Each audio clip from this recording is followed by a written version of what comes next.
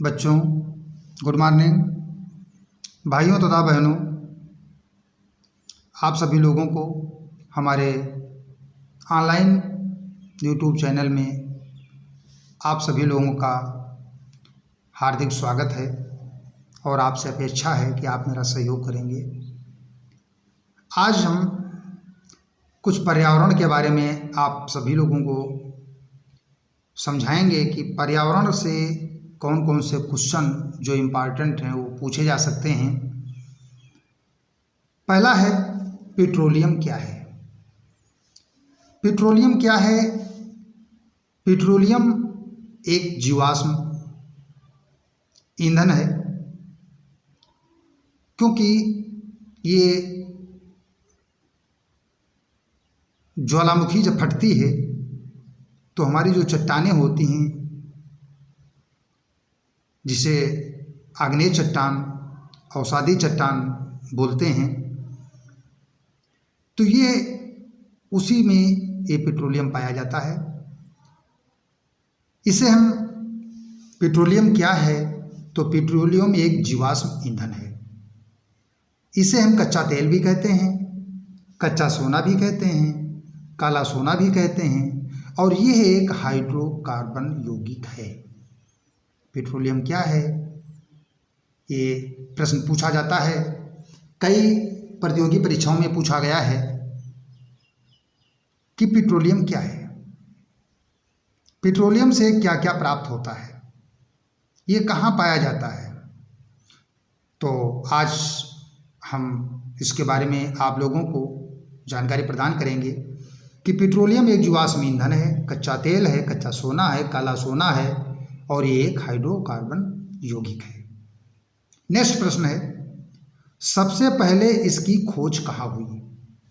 इस पेट्रोलियम की सबसे पहले खोज कहाँ हुई?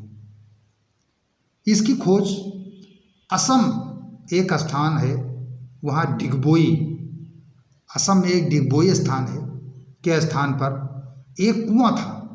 उस कुएं से ही सबसे पहले इसकी वहाँ से खोज हुई, वहीं से ये हमारा पेट्रोलियम मिला। नेक्स्ट क्वेश्चन, ये सबसे ज़्यादा कहाँ से प्राप्त होता है? ये बॉम्बे हाई सबसे ज़्यादा, इसका आंसर बॉम्बे हाई, कृष्णा गोदावरी का तराई क्षेत्र, ये सबसे ज़्यादा हमारा पेट्रोलियम पाया जाता है। नेक्स्ट प्रश्न है, पेट्रोलियम किस चट्टानों में पाया जाता है? पेट्रोलियम किस चट्टानों में पाया जाता है? तो हमने अभी बताया था कि ज्वालामुखी फटने से, हम ज्वालामुखी के बारे में बताएंगे नेक्स्ट वीडियो में, जब ज्वालामुखी चैप्टर पढ़ाएंगे तो उसमें बताएंगे। आप लोग देखते रहिए। यह अवसादी चट्टानों में पाया जाता है। तो पेट्रोल किस चट्टानों में पाया जाता है? यह अवसादी चट्टानों में पाया जाता है। ऐसे भी प्रश्न बन सकता है कि अवसादी चट्टानों में क्या पाया जाता है? 4 ऑप्शन दे दिया, तो क्या पाया जाता है? पेट्रोल पाया जाता है। अगला है, सबसे मोस्ट इम्पॉर्टेंट, कि पृथ्वी पर क्रम के अनुसार क्या क्या मिलता है? इस पृथ्वी पर सबसे पहले क्या मिलता है? हमारी पृथ्वी पर हम जानते हैं, जब पृथ्वी के बारे में बताएंगे तो वो भी समझाएंगे कि पृथ्वी होती है, ऊपर को भूप्रकृति कहते हैं, फिर मेंटल होती है, फिर कोर होती है। पृथ्वी के 3 भाग होते हैं। तो ऊपर वाले को हम भूप्रकृति कहते हैं और सबसे नीचे वाली को कोर कहते हैं।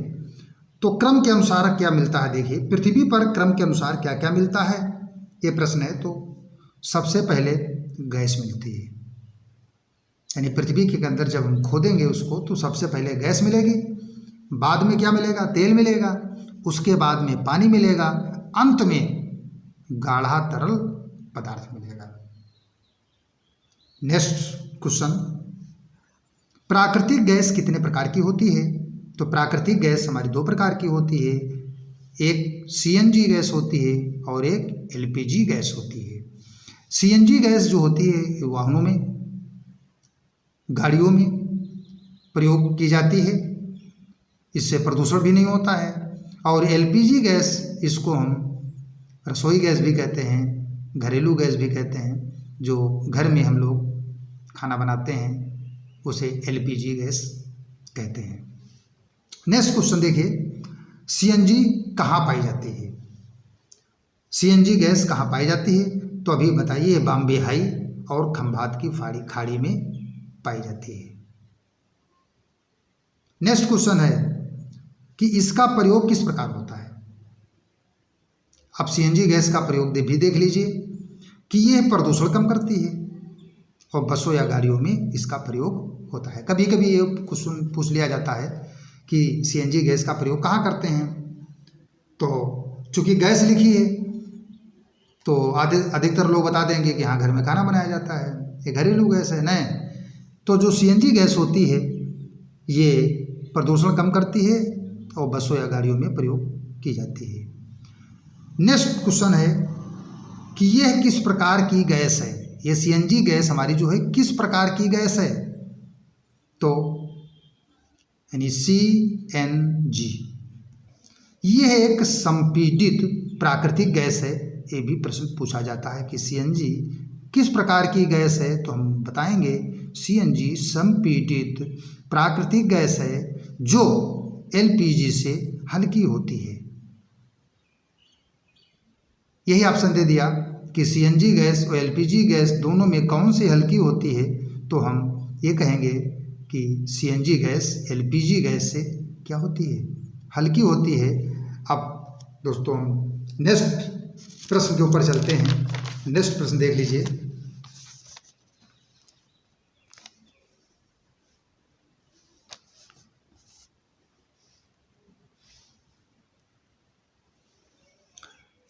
नेक्स्ट प्रश्न है हमारा 10।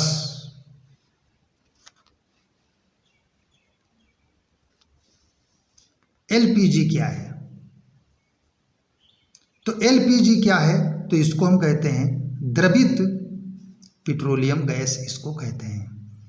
ये द्रवित पेट्रोलियम गैस होती है, द्रव के रूप में होती है, तो इसे हम द्रवित पेट्रोलियम गैस कहते हैं। ये रसोई गैस है और ये गंधहीन होती है। ये रसोई गैस है और ये गंधहीन होती है। नेक्स्ट क्वेश्चन है कि एलपीजी में गंध आने के लिए क्या मिलाया जाता है? Very most important question. घर में गैस खुल गई, बदबू आने लगी, लेकिन इसमें कौन सी ऐसी चीज मिलाई जाती है जिससे वो बदबू आती है, जबकि ये पहले से ही गंधहीन होती है, इसमें कोई गंध नहीं होती, लेकिन इसमें मिलाया जाता है इसलिए ताकि लोग जान जाएं, सतर्क हो जाएं कि बदबू आ रही, कहीं लीकेज है। तो इसमें मिलाया जाता है इथाइल मरकैप्टन या थायोल। ये दोनों मोस्ट इंपॉर्टेंट है कि एलपीजी में गंध आने के लिए क्या मिलाया जाता है, या ऐसे भी क्वेश्चन होगा द्रवित पेट्रोलियम गैस में गंध आने के लिए क्या मिलाया जाता है। चाहे द्रवित पेट्रोलियम गैस पूछे या एलपीजी गैस पूछे, तो इसमें मिलाया जाता है इथाइल मरकैप्टन या थायोल मिलाया जाता है। नेक्स्ट प्रश्न है एलपीजी में किन किन तत्वों का मिश्रण होता है? Very most important. LPG gas में किन किन तत्वों का मिश्रण होता है? तो इसमें क्या होता है? एथेन होती है, C2H6। नंबर 2 C3H8 यानी ब्यूटेन होता है। नंबर 3 प्रोपेन C4H10 यानी एथेन और ब्यूटेन। ये दो बहुत ही इंपॉर्टेंट हैं, ये दो ही पूछे जाते हैं कि एलपीजी में किन तत्वों का मिश्रण होता है। ये एथेन होती है और ब्यूटेन होती है। नेक्स्ट प्रश्न नंबर 13, परंपरागत ऊर्जा का स्रोत क्या है? Very most important. परंपरागत ऊर्जा जो हमारी परंपरा से चली आ रही है, जो प्रकृति ने हमको दिया है, हमने उसको बनाया नहीं है। परंपरागत ऊर्जा स्रोत वो स्रोत होते हैं जो स्वाभाविक प्रकृति हमको देती है और हमारे इस स्थल मंडल में विद्यमान होती हैं, जैसे थोरियम, यूरेनियम, सूर्य, ये हमारे परंपरागत ऊर्जा के स्रोत हैं। नेक्स्ट क्वेश्चन है, थोरियम कहाँ पाया जाता है? थोरियम कहाँ पाया जाता है? तो ये थोरियम भारत में केरल के तटीय भागों में पाया जाता है। भारत के केरल के तटीय भागों में पाया जाता है। नेक्स्ट प्रश्न है,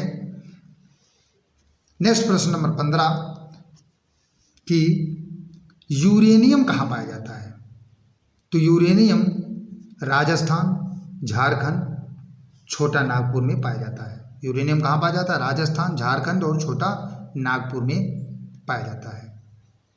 नेक्स्ट प्रश्न है, भारत में प्रथम परमाणु ऊर्जा संयंत्र कहाँ स्थापित किया गया? Very most important. भारत में प्रथम परमाणु ऊर्जा संयंत्र कहाँ स्थापित किया गया? तो ये महाराष्ट्र के तारापुर में, महाराष्ट्र के तारापुर में 1969 ईस्वी को भारत में प्रथम परमाणु ऊर्जा संयंत्र स्थापित किया गया। भारी जल किसे कहते हैं? भारी जल किसे कहते हैं? ये भी बहुत इंपॉर्टेंट है। भारी जल उसे कहते हैं D2O, ड्यूटेरियम इसे हम कहते हैं, ड्यूटेरियम ऑक्साइड। भारी जल को हम ड्यूटेरियम ऑक्साइड कहते हैं।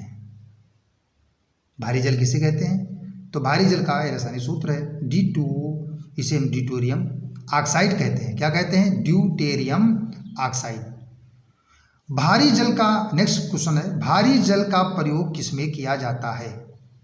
देखिए, जब हमारा नाभिकीय विखंडन होता है तो उससे अपार ऊर्जा निकलती है। तो जब ऊर्जा निकलती है तो उस विखंडन की प्रक्रिया को, जब नाभिकीय विखंडन बताएंगे तो उसके बारे में समझाएंगे, उस विखंडन प्रक्रिया को थोड़ा मंद करने के लिए, थोड़ा कम करने के लिए हम भारी जल का प्रयोग करते हैं। तो भारी जल का प्रयोग किसमें किया जाता है? विखंडन प्रक्रिया यानी नाभिकीय विखंडन प्रक्रिया को कम करने के लिए शीतलक के रूप में या मंदक के रूप में इसका प्रयोग किया जाता है।